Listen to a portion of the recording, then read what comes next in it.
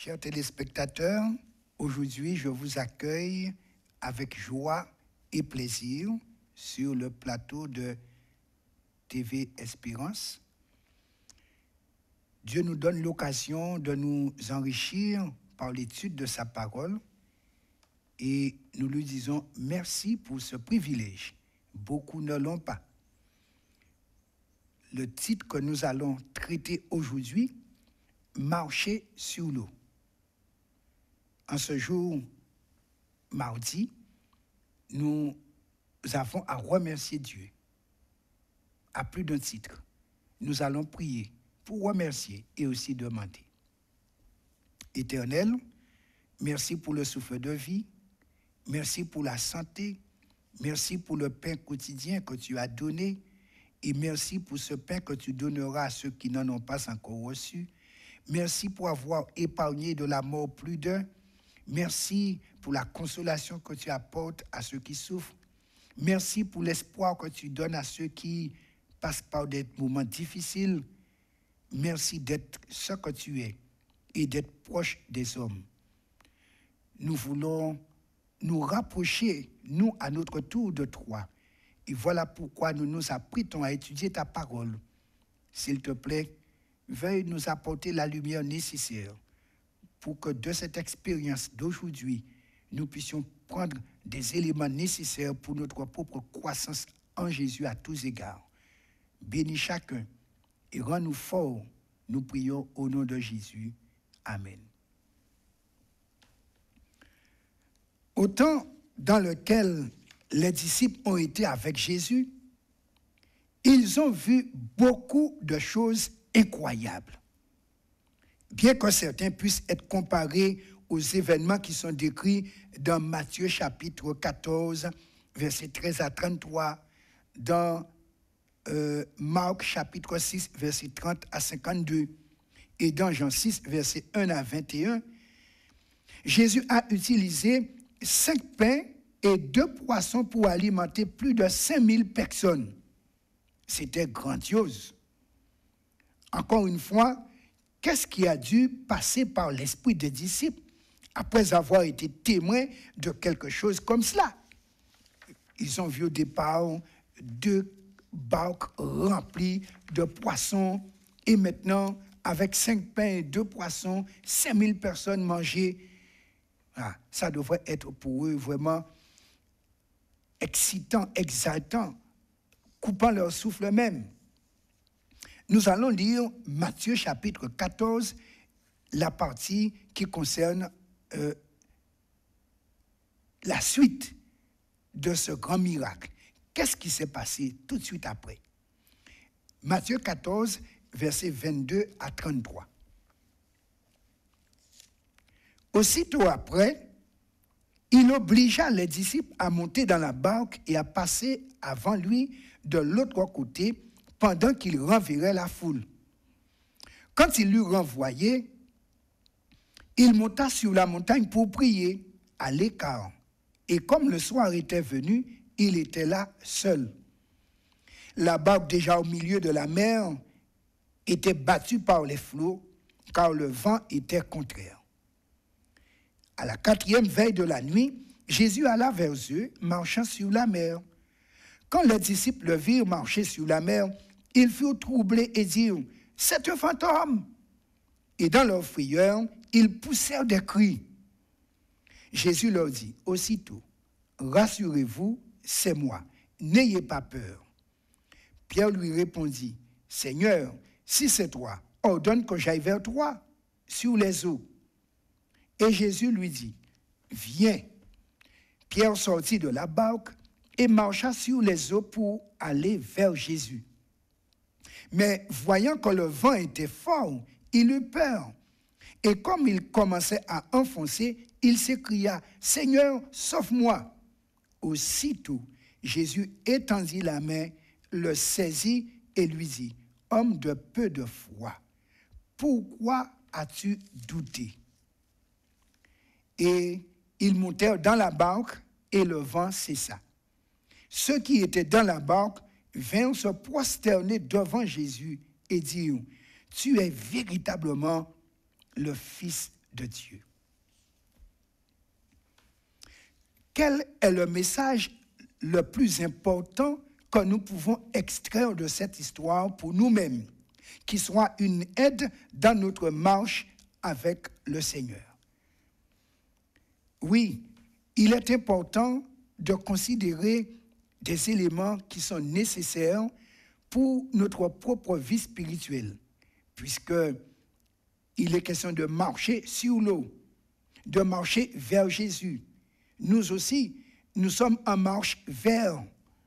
Alors, que se passe-t-il donc entre notre départ de et notre arrivée à? Nous allons tirer des éléments pour notre instruction.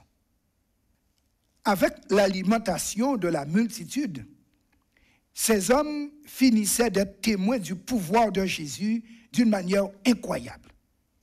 Vraiment, Jésus avait un contrôle sur le monde naturel.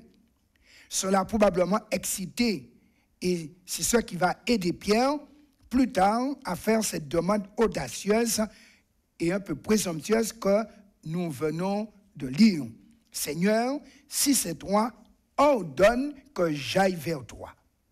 Sur les eaux. Ce n'est pas sur la terre, sur les eaux. Quelle expression de foi! Alors Jésus a reconnu cette foi et a dit à Pierre de venir, ce qu'il fait tout de suite, en manifestant encore une fois sa foi. Déjà, par la demande, il exprime sa foi, et en sortant du canot de la barque, il manifeste encore sa foi. Une chose aurait été de marcher sur l'eau quand elle était calme. Mais Pierre l'a fait au milieu d'un orage. Et c'est là qu'on comprend que c'est une démonstration de foi de l'apôtre Pierre. Marcher sur l'eau calme, c'est tranquille. Mais quand il y a un orage, la mer, ça roule. Et c'est sur cette mer un peu agitée que Pierre dit, si c'est toi, ordonne que j'aille vers toi. La leçon la plus commune extraite de cette histoire est celle-là. Il ne faut pas perdre Jésus de vue. Première leçon. C'est normal d'avoir foi en Jésus. Nous sommes partis vers Jésus. Et dans notre marche, nous voulons atteindre Jésus pour ressembler à Jésus, pour être avec Jésus. Mais il ne faut jamais perdre Jésus de vue. La Bible nous dit, au départ, il a vu Jésus, il a dit c'est un fantôme. Et quand Jésus a dit c'est moi, il a dit si c'est toi, ordonne que j'aille vers toi. Et là, il part à la rencontre. Et ça commence bien. Mais la Bible nous dit, à un moment donné, voyant que le vent était contraire, au lieu de voir Jésus, vers qui il a commencé à aller, il regarde au vent. Et c'est souvent que nous aussi, nous sommes partis vers Jésus pour lui ressembler, pour être un vrai chrétien, pour arriver au ciel, pour voir Dieu le Père et vivre avec lui. Mais il nous arrive aussi, et trop souvent, de regarder les éléments qui sont contraires, notamment notre nature pécheresse, avec cette tempête d'hormones qui nous disent « tu ne pourras pas être comme Jésus ». Et alors, on commence à sombrer à nouveau, alors qu'on avait bien commencé. Pierre avait sûrement confiance en Jésus, ou il ne lui aurait jamais fait cette demande. C'est parce qu'il avait foi. Il a agi quand il a accédé à sa demande. Quand Jésus lui a dit « viens », Pierre, tout de suite, a laissé la barque. Nous aussi, quand Jésus nous dit « viens », c'est une invitation, mais c'est un ordre aussi. Et nous devons laisser notre position de confort pour aller vers Jésus.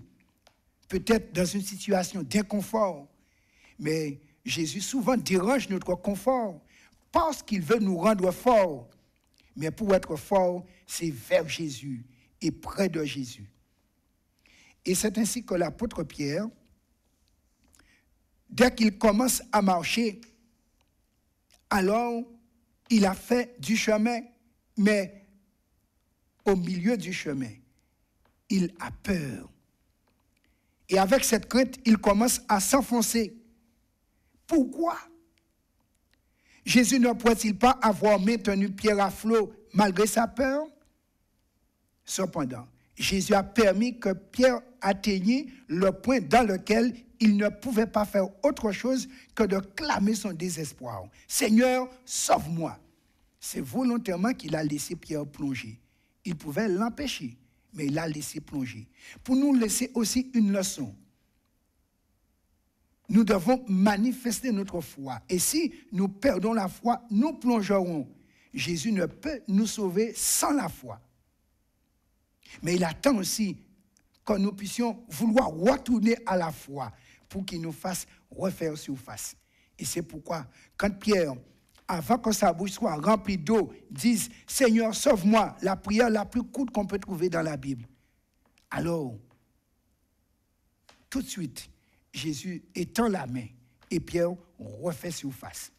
C'est une leçon pour nous aussi aujourd'hui.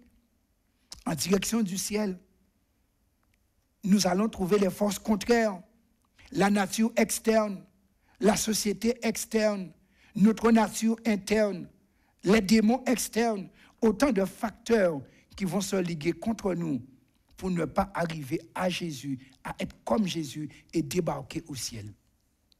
Mais par la foi, en priant simplement, pas Seigneur, aide-moi, mais Seigneur, sauve-moi. Jésus est le Sauveur tout-puissant qui peut nous faire refaire surface et continuer à avancer sur cette mer déchaînée qu'est notre vie, la vie autour de nous, ce monde dans lequel nous vivons. Avec Jésus et sous son ordre, nous pouvons aller jusqu'au bout. Chers téléspectateurs, il nous faudrait peut-être changer notre manière de prier dans notre relation avec Jésus.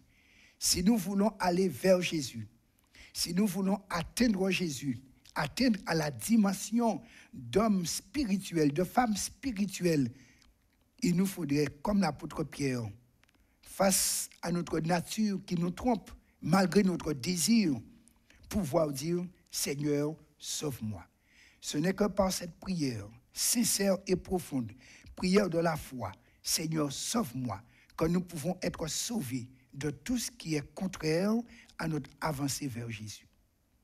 Prions pour qu'il nous aide, pour qu'il nous sauve vraiment. Éternel, notre Père, notre Dieu. À l'instar de l'apôtre Pierre, il avait le désir d'aller vers Jésus, de cheminer avec Jésus et comme Jésus. Mais il a sombré au milieu du parcours. Il nous arrive aussi, en ayant pris le baptême pour devenir disciples de Jésus, en fixant les yeux sur Jésus pour arriver au ciel, nous ayons fait du chemin, mais un chemin, combien n'ont pas sombré? Mais aujourd'hui, avec l'exemple de Pierre, tu nous invites à nous tourner vers toi, simplement par la foi, pour dire dans l'acte de la foi, Seigneur, sauve-moi.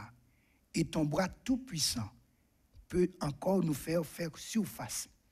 Ta droite triomphante peut nous faire encore marcher au-dessus de tout ce qui est contraire, de manière à atteindre l'objectif fixé pour répondre à ton invitation. Viens. Tu nous as dit, viens au ciel. Tu es le chemin. Nous pouvons te suivre et arriver jusqu'au bout. Donne-nous de regarder à toi et de ne jamais permettre à quoi que ce soit de nous distraire de l'objectif qui est ressembler à Jésus. Et tant que nous garderons les yeux fixés sur Jésus, nous serons rendus conformes à Jésus. Nous pourrons marcher comme Jésus. Qu'il en soit ainsi pour chacun, Père.